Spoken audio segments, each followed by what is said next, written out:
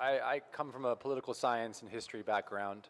That's what I studied in university. So geopolitics and especially conflict in neo-colonial countries was something I studied in particular. And so I became aware of first the wars over resources, conflict resources like diamonds in the 90s, and that's when the war in Sierra Leone was taking place. So I've been interested in the subject for a long time. And when I entered NYU for studying film in 2002, I entered with a treatment for a movie about this subject. But it wasn't until 2005 that a friend gave me the book, Beasts of No Nation, that I decided this was the story I wanted to tell, and that I could use a lot of the research I'd done and my general interest and passion for the subject to fill in the background of that book. The book doesn't really fill in much context of anything. It doesn't say which country, what war, what the war is about, which is many reasons why I love it, but also when you have to execute it as a movie, you have to provide a lot more detail that fills in the screen.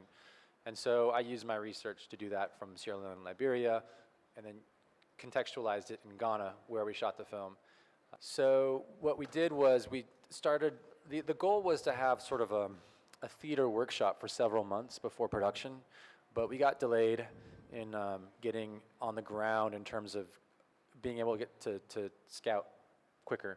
And so we only had about 4 weeks actually before shooting started to even find enough kids to make a selection of the cast from. So we had about 60 kids at first that we brought down to about 20, and we started doing every day a theater workshop with a young woman who's a theater director named Zoe Martinson in New York, who's worked with kids in Ghana before, and she ran this workshop for several weeks, improvising scenes from the movie so they understood the context of the scenes we'd later asked them to audition for.